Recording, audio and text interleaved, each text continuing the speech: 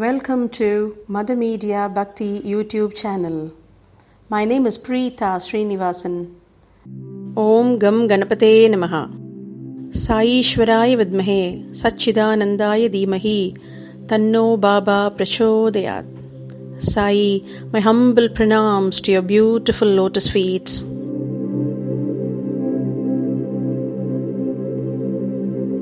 The object of writing this work.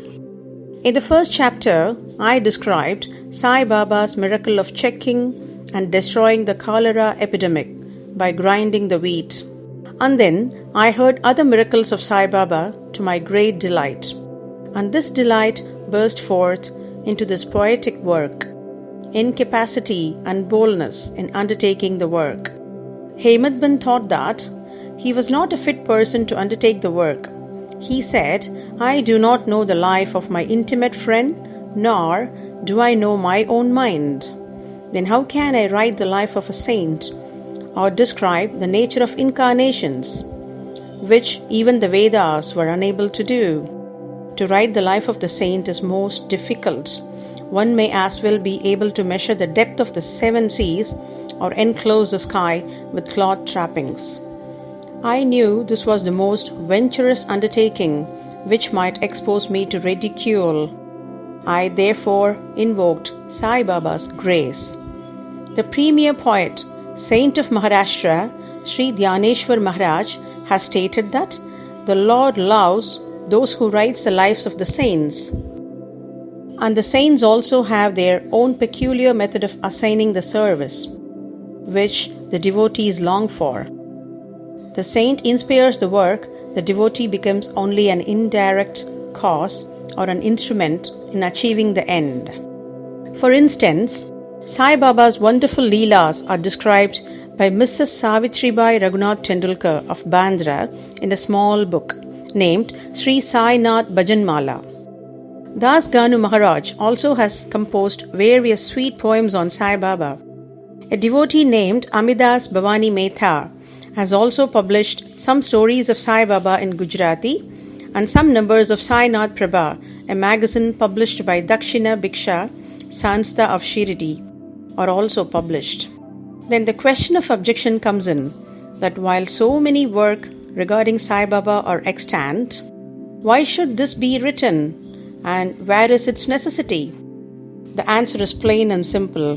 The life of Sai Baba is as wide and deep as the infinite ocean, and all can dive deep into the same and take out precious gems of knowledge and bhakti and distribute them among the aspiring people. The stories, parables and teachings of Sai Baba are very wonderful. They will give peace and happiness to the people who are afflicted with sorrows and heavily loaded with miseries of this worldly existence. If these teachings of Sai Baba, which are an interesting and instructive as a Vedic lore, are listened to and meditated upon, the devotees will get what they long for. I could not myself ask Sai Baba to give me permission for this work, so I requested Mr. Madhavrao Deshpande, alias Shama, Baba's most intimate devotee, to speak to him for me. He pleaded my cause and said to Sai Baba, this Anna Sahib wishes to write your biography, Baba.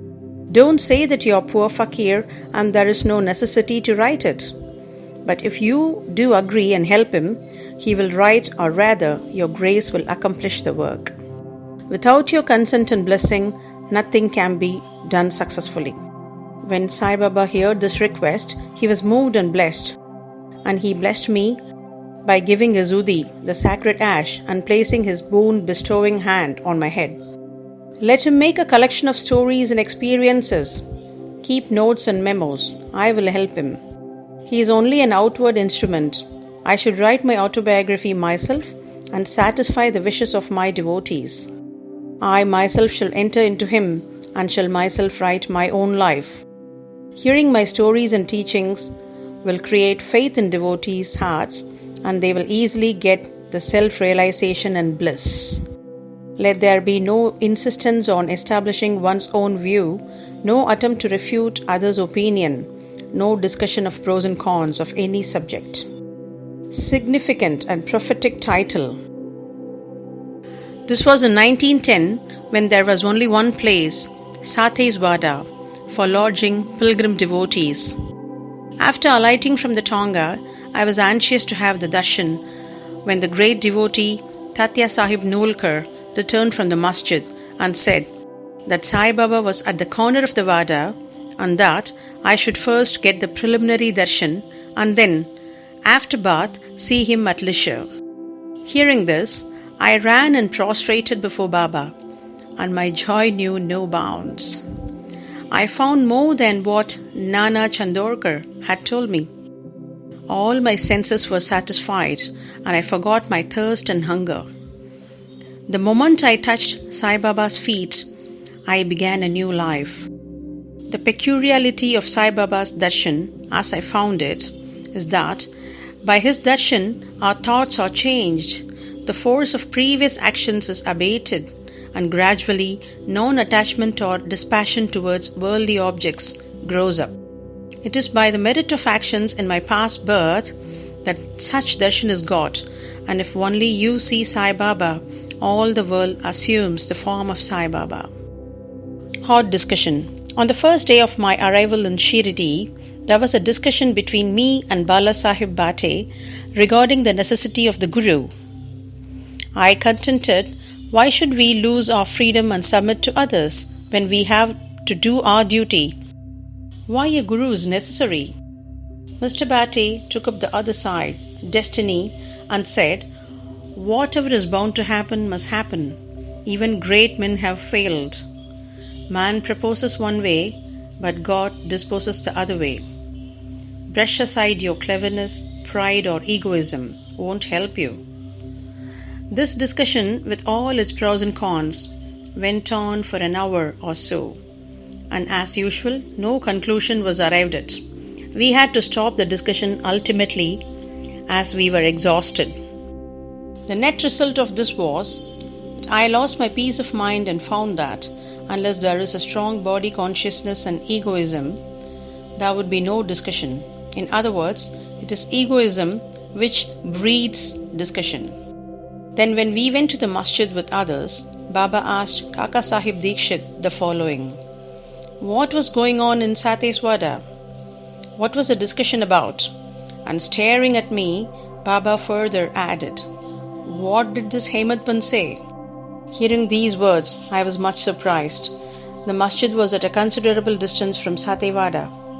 When I was staying at and where the discussion was going on, how could Baba know our discussions unless he be omniscient and inner ruler of us all?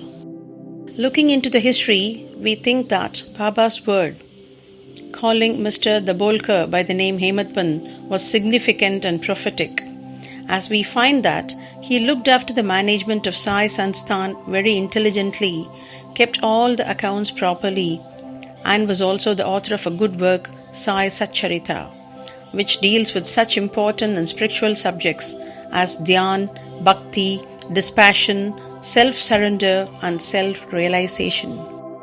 About the necessity of the Guru.